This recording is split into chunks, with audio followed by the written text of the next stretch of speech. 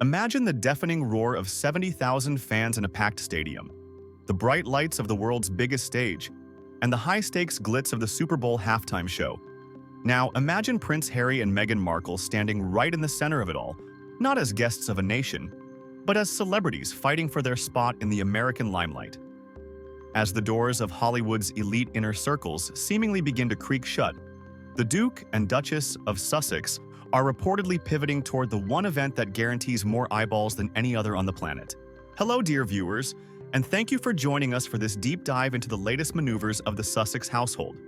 Before we unpack the strategic, and some say desperate reasons behind this latest move, please take a moment to subscribe to our channel and hit the notification bell so you never miss an update on the evolving story of the British royal family and their life across the pond. The news that has sent shockwaves through both royal and sporting circles is the report that Harry and Meghan have set their sights on the 2026 Super Bowl. According to recent reports, including those from the cheat sheet, the couple is expected to be high-profile attendees at the event, which is scheduled to take place in the Duchess's home state of California on February 8th. For many, this isn't just a casual outing for a couple who enjoys American football. It is a calculated PR masterstroke, or a final roll of the dice to maintain their relevance in a country that is notoriously fickle with its fascinations. To understand why this is such a significant development, we have to look at the current state of the Sussex brand. After their high-profile exit from the working royal family, the couple sought to establish themselves as global philanthropists and media moguls. However, with the end of their Spotify deal and rumors swirling about the longevity of their Netflix partnership, the need for high visibility, unignorable public appearances has never been greater.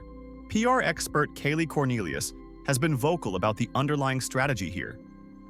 She notes that Harry and Meghan are incredibly savvy when it comes to the management of their public profiles. In her view, attending an event of this magnitude isn't about the love of the game, though Harry has shown interest in the sport before.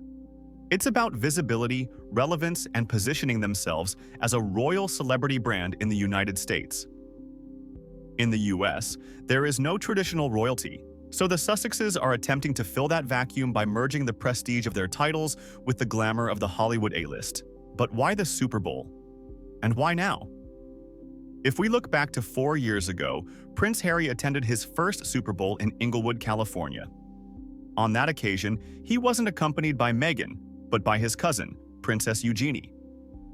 It was a moment that signaled Harry's desire to integrate into the quintessential American social fabric while still maintaining a link to his family. However, the stakes in 2026 are much higher than they were in 2022. Back then, they were the new arrivals with a story to tell. Today, they are established figures who many critics argue have run out of new things to say. Grant Harold, a former aide to King Charles who knows the intricacies of royal schedules better than most, believes this is part of a larger plan to create a new American royal calendar. Harold points out that while the Invictus Games remain the project closest to Harry's heart, which explains why they prioritized Canada over the Super Bowl last year. The lack of an overlap in 2026 provides a perfect window. Harold suggests that the Super Bowl could become a yearly staple for the couple, much like how the royal family in the United Kingdom has fixed dates for Royal Ascot, Trooping the Colour, or the Christmas Walk at Sandringham. By establishing these regular appearances, the Sussexes are trying to create a sense of permanence and tradition in their American lives. Harold observes that while their lifestyle in California is worlds away from the structured environment of London, they are still trying to mimic the social calendar of the monarchy. They want the public to expect to see them at the Super Bowl, the Met Gala, and high-end charity galas, effectively becoming the royals of the West. However, this strategy is not without its risks. While the Super Bowl offers unparalleled visibility, it also offers a very public platform for potential rejection. We must remember that the American public's perception of the Duke and Duchess has shifted significantly over the last few years. While they were initially greeted with a wave of sympathy and curiosity, the relentless cycle of tell-all interviews, docuseries, and Harry's memoir, Spare, has led some to label the prince as the Duke of Complaint, or, more harshly, the Crybaby Duke. We have already seen glimpses of how the public can react to their presence at major sporting events.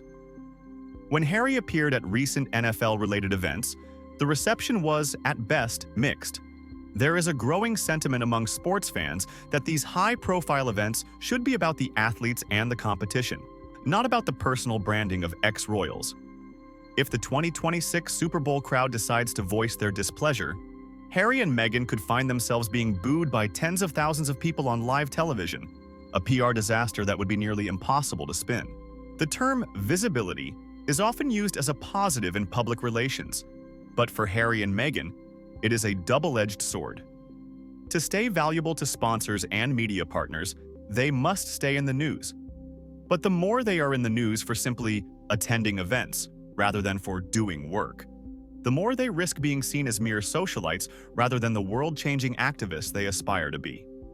Critics argue that targeting the Super Bowl is a sign of desperation, a move made because the doors of serious political influence or high-level Hollywood production are not opening as easily as they once did. The Duchess of Sussex, a California native, undoubtedly feels at home in the glitz of a Los Angeles or San Francisco Super Bowl. For her, this is a homecoming of sorts, a way to assert her status in the state that raised her. But for Harry, the transition from the somber dignity of Remembrance Sunday at the Cenotaph to the neon-lit, commercial explosion of the Super Bowl halftime show is a stark illustration of how much his life has changed. Is this the future of the Sussex brand? A life of perpetual appearances where the goal is simply to be seen? Grant Harold seems to think that if they start this yearly tradition, they won't stop. It's a commitment to a specific kind of fame, one that relies on the very paparazzi culture and celebrity obsession that Harry has frequently claimed to despise. There is also the question of what this means for their relationship with the UK. As they cement their status as American celebrities, the bridge back to the British royal family seems to grow longer and more fragile. By choosing the Super Bowl as their crown jewel event, they are signaling that their audience is no longer the British public, but the American consumer. As we look toward February 2026, the world will be watching to see if Harry and Meghan can successfully navigate the transition from royal outcasts to American icons. Will they be welcomed with open arms as the King and Queen of California? Or will the American public, much like the British public before them, grow weary of the spectacle? The Super Bowl is a game of strategy, endurance, and knowing when to take a risk. In many ways, Harry and Meghan are playing their own high-stakes game. They are betting that the American love for celebrity will outweigh the growing fatigue over their personal dramas. They are betting that visibility is the same thing as respect. But as any seasoned football fan knows, the crowd can turn in an instant. One wrong move, one perceived moment of inauthenticity, and the cheers can turn to jeers. For a couple that has built their new life on the foundation of public image, the 2026 Super Bowl might be the most dangerous field they've ever stepped onto. What are your thoughts on this latest development, dear viewers? Do you think the Super Bowl is the right place for the Duke and Duchess of Sussex? Or does it feel like a move of desperation to stay relevant? Do you believe they can truly become American royals? Or is the concept itself a contradiction? We would love to hear your insights in the comments section below. Your perspectives are what make our community so vibrant, and we read every single one. If you found this analysis thought-provoking, please give this video a thumbs up. It really helps the channel grow and allows us to continue bringing you in-depth coverage of these complex royal stories. And if you haven't already, do subscribe and share this video with others who follow the journey of the House of Windsor. As we continue to monitor the situation leading up to 2026, we will keep you updated on every twist and turn in the lives of Harry and Meghan. Whether it's a move back toward reconciliation or a further dive into the world of American entertainment, you'll hear it here first. Thank you so much for spending your time with us today. We value your loyalty and your engagement. Until next time, stay informed, stay thoughtful, and take care of yourselves. This is our look at the Sussex's next big gamble, the Super Bowl. We'll see you in the next video.